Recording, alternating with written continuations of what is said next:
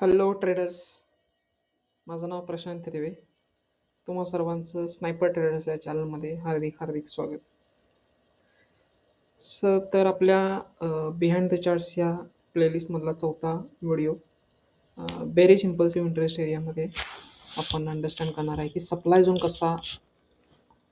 झोनचे फुटप्रिंट्स काय असतात, कसे असतात, कोणत्या फॉर्मॅटमध्ये एक्झॅक्टली सप्लाय झोन असतो तो आपण फिगर आउट करणार आहे. ओके. सो आपण बेरिश आणि बुलिश जे आपण bullish impulsive interest area figure out बघितले. सो सेम वेमध्ये आपण बेरिश पण अंडरस्टँड करणार आहे. बुलिश आणि बेरिशमध्ये एवढा डिफरन्स थोडंसं रिव्हर्स फुटप्रिंट्स असेल, थोडेसे रिव्हर्स चार्ट्स असतील. तर ज्यांनी कोणी बुलिश इंटरेस्ट एरियाजचा व्हिडिओ बघितला नसेल तर प्लीज माझ्या प्लेलिस्टमध्ये जाऊन चेकआउट करा. सो आपण आय होप की माझा सगळ्यांना ऑडिओ लाऊड अँड क्लिअर आहे. सो मी एक बुलिश मोमेंटम आपण पहिल्या पार्टलाच स्टार्ट करतोय. बुलिश मोमेंटम आहे इथे. देन त्याच्यानंतर एक हॉल्ट घेतलेला आहे मार्केटने. ओके. देन एक बेरिश कॅन्डल आहे.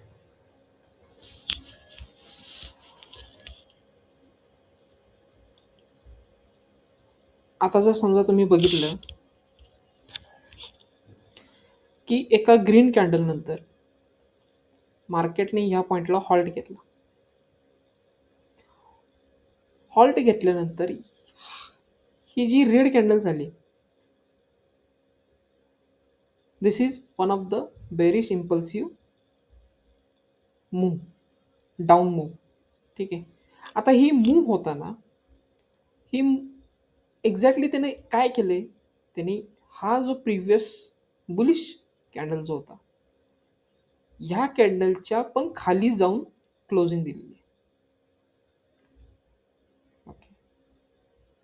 म्हणजे ह्या लेवलला, ह्या पॉईंटला जर समजा तुम्ही मार्किंग केलं प्रॉपर वेने तर ह्या पॉईंटला काय प्रेझेंट आहे, इन्स्टिट्यूशनचे शॉर्ट ऑर्डर प्रेझेंट आहेत. हे आता मी कसं डिसाईड केलं, कारण तुम्ही जर ही कॅन्डल बघितली, ही रेड कॅन्डल, ह्या रेड कॅन्डलनं काय केले, त्याच्या प्रिव्हियस जो झोन होता, ओके, त्याचा जो प्रिव्हियस झोन होता, प्रिव्हियस सप्लाय जो होता, त्या प्रिव्हियस जो डिमांड होती, प्रिव्हियस डिमांड झोनच्या खाली त्याने क्लोजिंग दिली. असं आहे की ह्याच्यानंतर ह्या जेव्हा पण मार्केटमध्ये मूव येईल, म्हणजे रिटेस्ट होईल, तेव्हा मार्केट काय करणार आहे, एक कंटिन्युअस बेरिश मोमेंटम देणार. Okay. So this is one of the bearish interest area. आता काही लोकांसाठी हा काय असेल, एक इव्हिनिंग स्टार पॅटर्न असेल, but this is not evening star pattern. तो कन्व्हेन्शनल ट्रेडर किंवा रिटेल ट्रेडरसाठी तो असू शकतो. बट ह्या पॉईंटमध्ये, कारण इव्हिनिंग स्टार तुमच्या चार्ट्समध्ये कधीही कुठेही क्रिएट होऊ शकतात. ओके. मग प्रत्येक इव्हिनिंग स्टार हा एवढा स्ट्रॉंग असतो का? नाही ना. तो इव्हिनिंग स्टार म्हणजे त्यामुळे, आणि त्याची सगळ्यात महत्त्वाची असते की क्लोजिंग महत्त्वाची सगळ्यात असते. जर समजा आपला हा जो पार्ट आहे, ही जी कॅन्डल आहे, ही कॅन्डल क्लोज इथे झालीच नसती, ही कॅन्डल अशी झाली असती तर. So this is not 100% accurate impulsive interest area. हा इंटरेस्ट एरिया नाहीच होऊ शकत का? कारण ह्याच्यामध्ये खाली क्लोजिंगच झाली नाही या कॅन्डलची, राईट. सो सगळ्यात महत्त्वाचं असतं त्या कॅन्डलची क्लोजिंग होणं. सो हा एक पॅटर्न बघितला आणि हा एक 100% ॲक्युरेट इंटरेस्ट एरिया आहे. याचं रिझन काय आहे? याचं रिझन आहे की क्लोजिंग. ह्या कॅन्डलची क्लोजिंग सगळ्यात महत्त्वाची. त्यामुळे हा पॅटर्न खूप स्ट्रॉंग आहे रिव्हर्सलसाठी. सो आपण अजून एक पॅटर्न बघू. समजा मार्केटमध्ये एक मोमेंटम आली, मार्केटमध्ये एक मोमेंटम आहे. मार्केट कंटिन्युअस अप अप मुवमेंटमध्ये आहे सध्या. आणि मार्केट एक हॉल्ट घेतलं त्यांनी इथे. मार्केटने ह्या पॉईंटला हॉल्ट घेतलं. देन मार्केटनं काय केलं,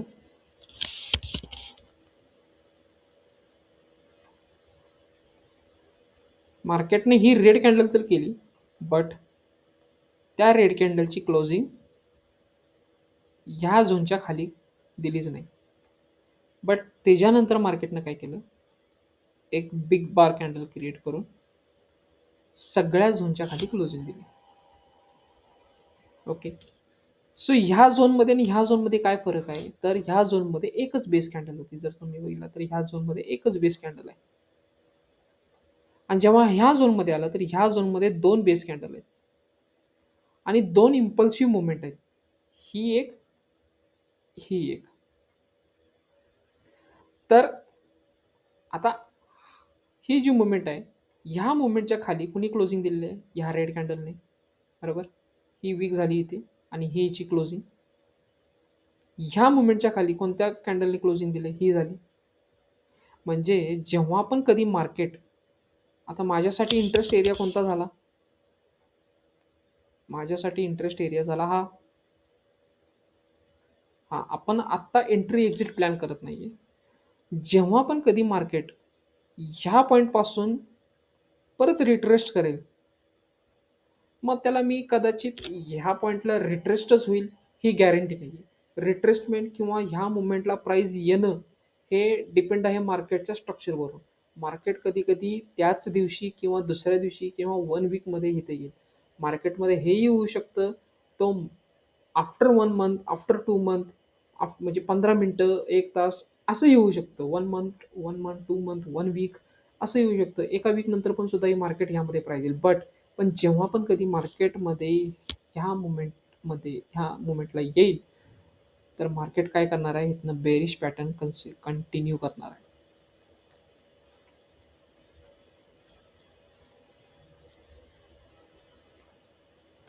ओके. मार्केटमध्ये बेरिश मोमेंटम कंटिन्यू असणार आहे या पॉईंट नंतर. आता इथे दोन बेस कॅन्डल आहेत. ह्या पॉईंटला जो होता तो एकच बेस कॅन्डल होता, इथे एकच बेस कॅन्डल, इथं दोन बेस कॅन्डल आहेत. तर याचा अर्थ हा काय झाला, एक 80% तरी स्ट्रॉंग मुवमेंट आहे याच्यामध्ये. ठीक आहे. म्हणजे याचा अर्थ बेस कॅन्डलवरती खूप इम्पॉर्टन्स आहे. जर समजा एखाद्या सप्लाय झोनमध्ये किंवा डिमांड झोनमध्ये नंबर ऑफ बेस कॅन्डल आहेत, बारीक बारीक बारीक बारीक बारीक बारीक कॅन्डल आहेत. ठीक आहे. तर त्या केसमध्ये व्हेरी लेस चान्सेस आहेत की त्याला इमिजिएट मुवमेंट आहे त्यामध्ये. म्हणजे मार्केटनं टच केल्या केला मुवमेंट आहे. राईट. जर समजा एक बेस कॅन्डल आहे त्याच्यानंतर मुवमेंट स्ट्रॉंग आहे, म्हणजे क्लोजिंग चांगली आहे एका बेस कॅन्डल नंतर, आणि जेव्हा पण कधी मार्केट त्या प्राईजला परत रिट्रेस करायला, तर व्हेरी हाय चान्सेस आहे की त्याला टच केल्या केल्याच मुवमेंट येणार, एकदम फास्ट क्विक ॲक्शन्स येणार, क्विक मूव्ह येणार. मग ते अप मूव्ह असो किंवा डाऊन मूव्ह असो, पण मुवमेंट तर येणार. ओके. सो हे दोन पॅटर्न झाले. आता आपण डिमांड झोन साईडला पण बघितलं की मार्केटमध्ये एक्झॅक्टली डिमांड झोन कसे असतात. तो बेरिश मोमेंटममध्ये सुद्धा एक रेड कॅन्डल आहे अशी. ठीक आहे. दुसरी बेस कॅन्डल झाली.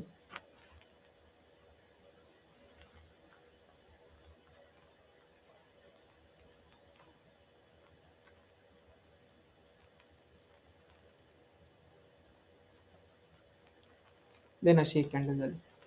ऑलरेडी ह्या झोनमध्ये एक बुलिश कॅन्डल आहेच. ठीक आहे. एक बुलिश कॅन्डल आहे, म्हणजे एक अपमूव आहे. त्या अपमूव नंतर इथे या पॉईंटला काय झालं, मार्केटनं हॉल्ट केलं आणि एक डाऊन साईड मुवमेंट केली. आता ह्या पॉईंटला दोन डिमांड झोन क्रिएट झालेत बघा. दोन सप्लाय झोन क्रिएट झाले. एक सप्लाय झोन ह्या पॉईंटला आहे. ओके.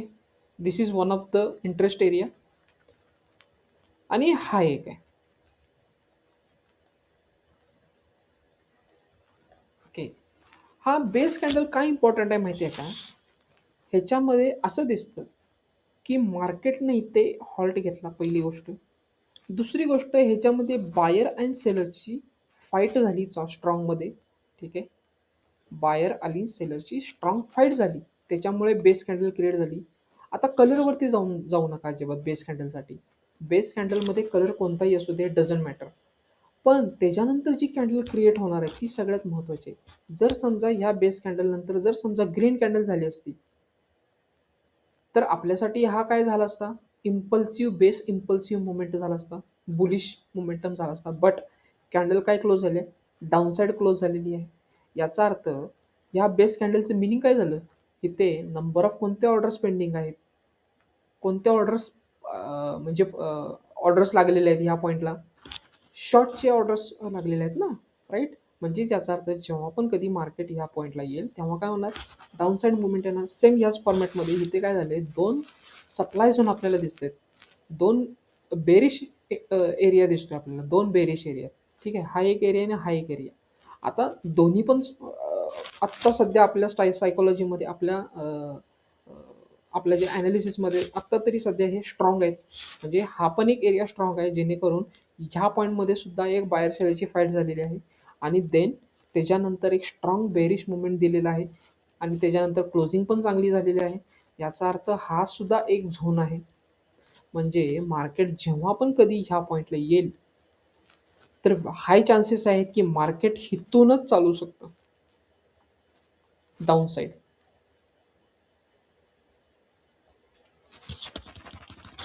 ह्या पॉईंटपासून सुद्धा मार्केट डाऊन साईड मुवमेंट करू शकतं.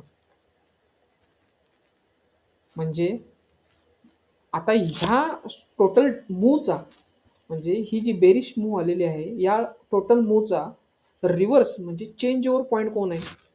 ह्यो. दिस इज ओरिजिन. आपण त्याला काय म्हणतो? ओरिजिन म्हणतो या पॉईंटला. कारण एक ट्रेंड जो अपमूव होता त्याला रिव्हर्स कोणी केलाय? ह्या पॉईंटने रिव्हर्स केलाय. म्हणजे काय झाला? या टोटल डाऊन साईड मुवमेंटचा हा काय झाला? ओरिजिन.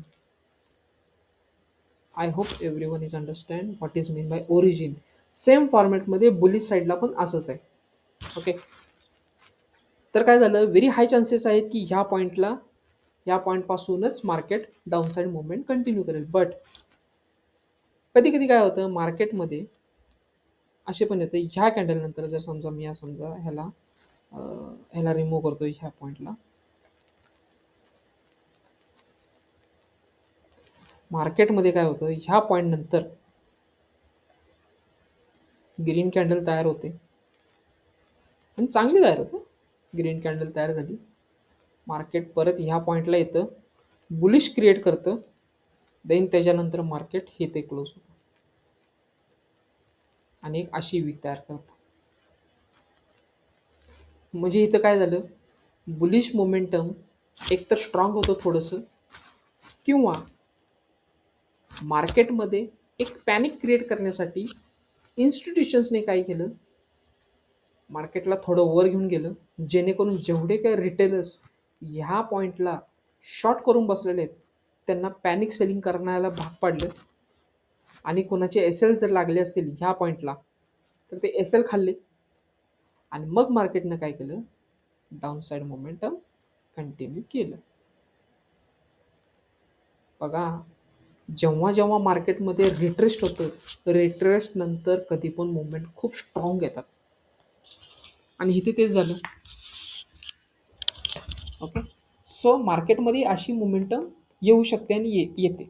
तुम्हाला चार्ट ॲनालिसिस करताना आपल्याला कळेलच, मार्केटमध्ये आपण सगळे बेरिश आणि bullish impulsive area figure out करूच अशा फॉर्मॅटमधले.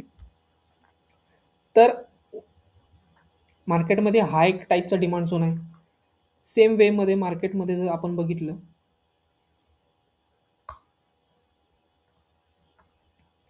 सेम वेमध्ये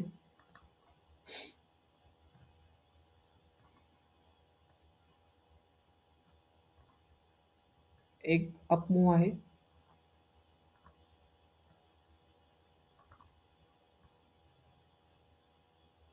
बेस, एक छोटी बेस आहे,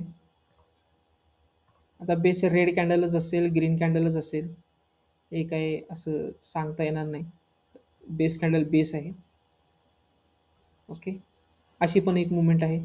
देन त्याच्यानंतर अजून एक बेस आहे, जी अशी मुवमेंट झालेली आहे. आणि मग त्याच्यानंतर एक रेड कॅन्डल क्रिएट झालेली आहे. मार्केटमध्ये स्ट्रक्चर कोणत्याही फॉर्मॅटमध्ये मिळू शकतं आपल्याला. हे गरजेचं नाही की प्रत्येक वेळी आपल्याला एकच बेस मिळेल, दोनच बेस मिळेल, 3 मिळतील, 4 मिळतील, 5 मिळतील, 6 मिळतील, 8 मिळतील. ओके. मार्केट बेसमध्येच कन्सोलिडेशनमध्ये सुद्धा जाऊ शकतं. पण महत्त्वाचं आहे की किती बेस आहे, त्याच्यानंतर मुवमेंट किती मोठी आलेली आहे. ठीक आहे. आता माझ्यासाठी काय झाला, हा एक इंटरेस्ट एरिया क्रिएट झाला. हा एक इंटरेस्ट एरिया, हा एक इंटरेस्ट एरिया. ओके. मार्केटनं काय केलं, ह्या कॅन्डलचा आपण विचार करू. ह्या कॅन्डलमध्ये बायर सेलची फाईट झाली. एका पॉईंटला सेलरनं काय केलं, मार्केटला डाऊन साईडला घेऊन गेलं, पण परत इथे बायर सेलची फाईट झाली आणि बेस कॅन्डल क्रिएट झाली. मार्केटनं काय केलं, ह्या पॉईंटला गॅपअप झाला. गॅपअप होऊन परत बायर सेलची फाईट झाली इथे. ठीक आहे. आता ह्या कॅन्डल नंतर हे इम्पॉर्टंट आहे की ह्याच्यानंतर कॅन्डल काय क्रिएट होणार. एकतर मेजरली बुलिश मोमेंटम क्रिएट होईल किंवा बेरिश मोमेंटम क्रिएट होईल. झालं काय दुसऱ्या दिवशी, की मार्केटने रेड कॅन्डल क्रिएट करून हे प्रूव्ह केलं की सेलर्स विनिंग पोझिशनमध्ये आहेत. याचा अर्थ काय झालं, सगळ्यात मेजर जे ऑर्डर प्लेस झालेले असतील ते कोणत्या ठिकाणी प्लेस झाले आहेत, ते ह्या पॉईंटला प्लेस झालेले आहेत. याचा अर्थ कारण मोमेंटम कोणत्या पॉईंटमधून आलेलं आहे, ह्या पॉईंटमधून मोमेंटम आलेलं ना. जर मार्केटला मोमेंटम करायचंच असतं, मार्केटमध्ये जर मोमेंटम यायचं असतं तर कोणत्या पॉईंटमधून आलं असतं, तर ते ह्या पॉईंटमधून आलं असतं. पण ह्या पॉईंटमधनं मोमेंटम आलेलंच नाहीये. मोमेंटम कोणत्या पॉईंटमधनं आलं, ह्या ओरिजिनमधनं आलेलं आहे. बरोबर. म्हणजे माझा इंटरेस्ट एरिया आता चेंज होऊन कोणत्या पॉईंटपासून गेला, इथे. आता हा मार्केटमध्ये हे पण पॉसिबल आहे की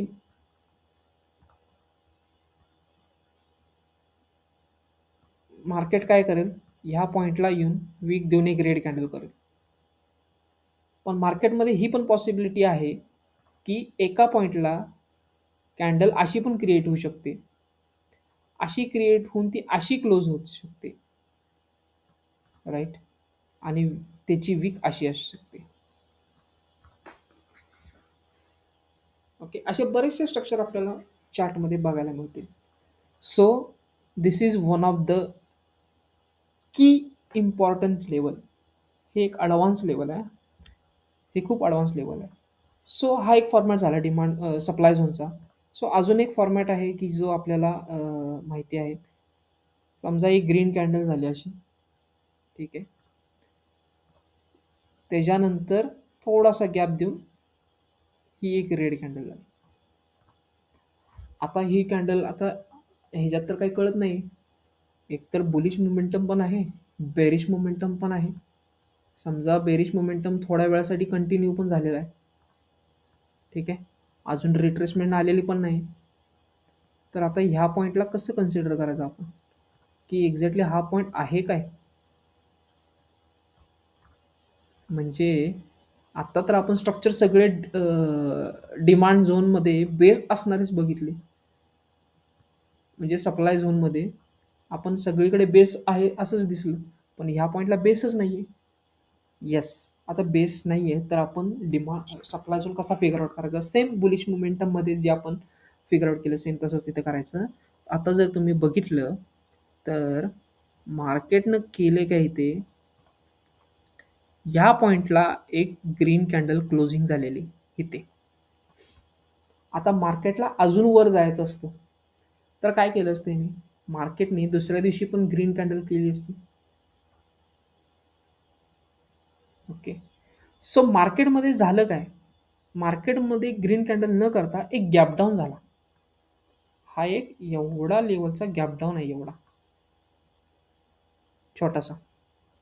मग ह्या पॉईंटमध्ये आपण रेड कॅन्डल कन्सिडर करू शकतो, कारण मार्केटनं डाऊन साईड मुवमेंट दिली ना, गॅप डाऊन झालेला आहे. मग जिथं मार्केट ऑलरेडी क्लोज झालं होतं तिथून ते खालपर्यंत आपण एक रेड कॅन्डल कन्सिडर करू शकतो. आता रेड कॅन्डल त्याच्या साईजमध्ये ते आपल्याला कळतंच ती बेस आहे का काय. तर ऑब्व्हियसली तर ह्या पॉईंटला काय असणार आहे, ह्या पॉईंटला बेस असणार आहे अशी रेड कॅन्डलमध्ये. आपल्याला कलरशी काहीच मतलब नाही आहे, बेस तर फिगर आउट झाली. म्हणजेच आपण असं म्हणू शकतो की ह्या पॉईंटला काय इंटरेस्ट एरिया आहे. कोणता? एक बेरिश इम्पल्सिव्ह इंटरेस्ट एरिया आहे. म्हणजे इन्स्टिट्यूशनचा इथे एक झोन आहे जो की हा सांगतोय की ह्या ग्रीन कॅन्डल म्हणजे एवढं जे काही अपमूव आलं होतं या पॉईंटपासनं, इथून एक अपमूव आलं होतं जे, ठीक आहे, ह्या सगळ्यांच्या अगेन्स्ट इथे मार्केटनं काय केलं, रिॲक्शन दिली, बायर सेलची फाईट झाली, दुसऱ्या दिवशी गॅप डाऊन झालं आणि ह्या कॅन्डलच्या अगेन्स्ट क्लोजिंग दिली.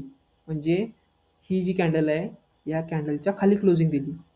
आता जर मार्केटचं हे स्ट्रक्चर दोन कॅन्डल जर तुम्ही बघितले तर या दोन कॅन्डलमध्ये एक तुम्हाला नक्की कळेल, जर ह्या दोन कॅन्डल मी मर्ज केल्या, ठीक आहे, जर दोन कॅन्डल मी ह्या मर्ज केल्या तर तुम्हाला कळेल की ही कॅन्डल कशी क्रिएट झालेली आहे.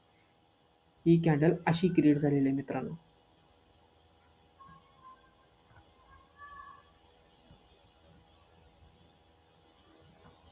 ही कॅन्डल अशी क्रिएट झालेली आहे, ठीक आहे. हे बघा,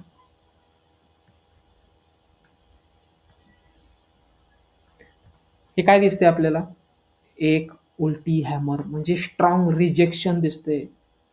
दिस is the hidden pattern. Okay, हा एक हिडन पॅटर्न आहे. म्हणजे याचा अर्थ काय, खूप स्ट्रॉंग सेलर्स इथं बसलेले आहेत, खूप स्ट्रॉंग सेलर्स बसलेले आहेत, ठीक आहे.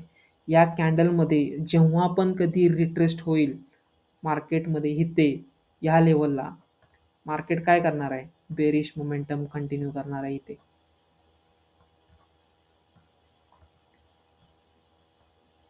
ओके, आय होप सगळ्यांना हा सप्लाय झोन कळाला असेल. तो हा एक one of the selling zone होता आपण जो बघितला. आपण अजून एक बघू सेलिंग झोन. प्रत्येक वेळी बेस कॅन्डल आपल्याला मिळेलच असं नाही आहे. फॉर एक्झाम्पल आपल्याला हा पण अशा फॉर्मॅटमध्ये पण सप्लाय झोन मिळू शकतो.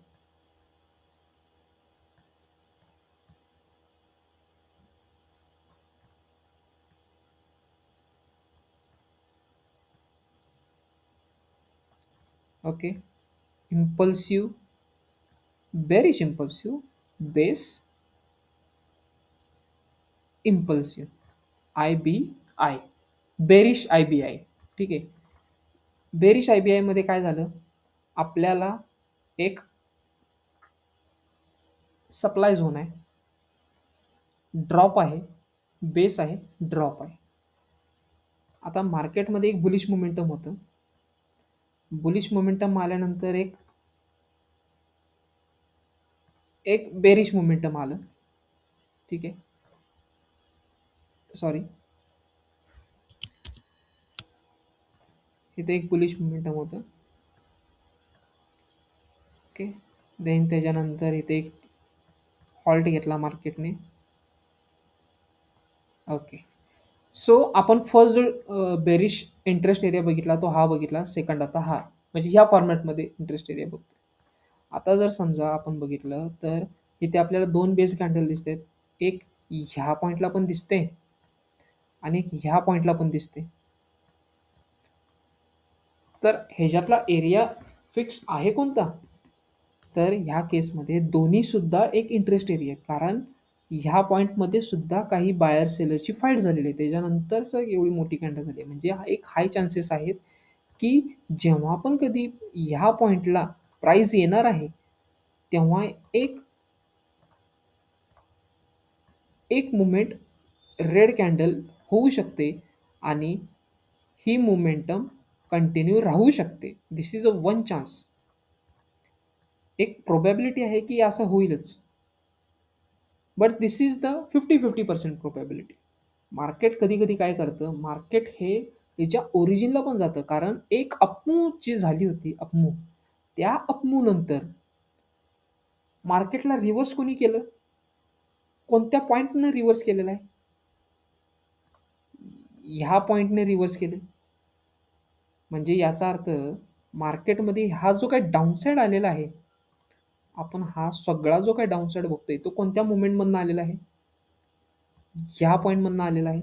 म्हणजे या सगळ्या डाऊनसाईडचा ओरिजिन कोण आहे? हा आहे. एका पॉईंटला मार्केट ह्या पॉईंटमधनं चालणारच आहे.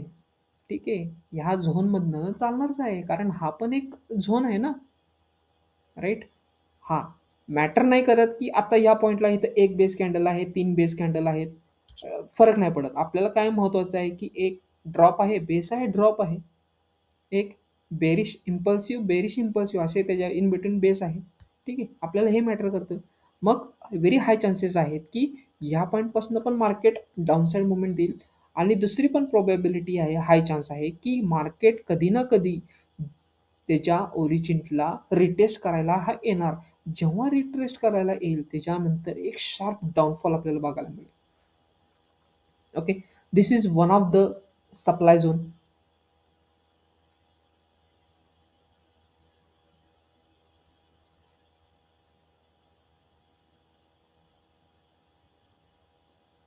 ठीक आहे. सो अजून पण काही आपण एक्झाम्पल्स बघू शकतो. फॉर एक्झाम्पल एक बुलिश मोमेंटम, एक bullish momentum, base, base, base, base, base, bearish momentum आणि मग बेरिश मोमेंटम. समजा असं स्ट्रक्चर आपल्याला आज बघायला मिळालं. ओके. हे असं स्ट्रक्चर बघायला मिळालं. तर इथे काय दिसते बघा. एक अपमूव्ह आहे. 1, 2, 3, 4, 5. 5 बेस कॅन्डल आहेत. म्हणजे बाहेर सेलरची किती फाईट झाली ह्या पॉईंटला, हा ना? आता ह्या पॉईंटमध्ये हा तर एक इंटरेस्ट एरिया झालेलाच आहे मुळातच, कारण इथनं एक डाऊन साईड मुवमेंट आलेले आहे. राईट. आता हा जो झोन आहे बेरिश इंटरेस्ट एरिया जो आहे, त्याची किती पर्सेंटेज आहे चालण्याची? हां, एक बेस कॅन्डल असेल तर वी आर अवेअर की तो 100% चालणार आहे. 2 असेल, 3 असेल तो सुद्धा चालणार आहे. आता तर इथे 4 आहेत किंवा पुढे जाऊन ह्याच्यामध्ये 5-6 पण असू शकतात. तर हा 50% 40% चान्सेस आहेत की ह्या झोनमधनं जेव्हा मार्केट रिट्रेस करायला येईल, तेव्हा रिॲक्शन देईल. फक्त ती रिॲक्शन खूप स्ट्राँग असेल किंवा खूप स्ट्राँग नसू पण शकेल. पण रिॲक्शन ही येईल. तर अशी सुद्धा काही सप्लाय झोन अवेलेबल चार्टमध्ये असतात. तर आपण नेक्स्ट व्हिडिओमध्ये सगळे बुलिश पॅटर्न्स, इंटरेस्ट एरियाज, सगळे bearish interest areas figure out करणार आहे. आणि मार्केटमध्ये जेव्हा पण कोणत्याही पॉईंटपासून विक तयार होते, मोमेंटम येते अपसाईडची किंवा डाऊन साईडची, तेव्हा तेव्हा मार्केटमध्ये कोणतेही कन्व्हेन्शनल पॅटर्न्स नाही चालत, की आज डब्ल्यू झाला, मग उद्या यम पॅटर्न झाला. त्याच्या बॅकसाईडला हे रिझन असतात, की प्रत्येक पॉईंटला काही ना काही ऑर्डर्स पेंडिंग्स असतात. त्या ऑर्डर असल्यामुळेच मार्केटमध्ये मुवमेंट होते. आय होप म्हणजे एखादी ट्रेंड लाईन जर समजा झाली अशी, अशी एक ट्रेंड लाईन झाली. ओके. समजा ही ट्रेंड लाईन आहे कन्व्हेन्शनल पॅटर्नसाठी. ठीक आहे. मार्केट करते काय? मार्केट एक मोमेंटम देते. मार्केट एक ग्रीन कॅन्डलमध्ये मोमेंटम देते. बेस करते इथे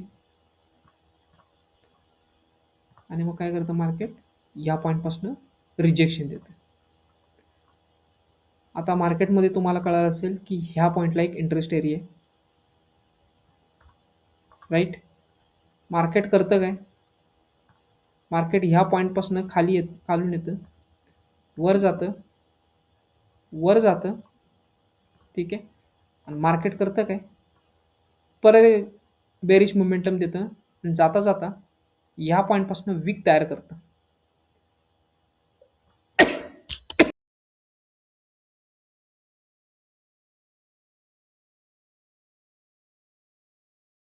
पद्धतीने ट्रेंड लाईन फॉलो होते.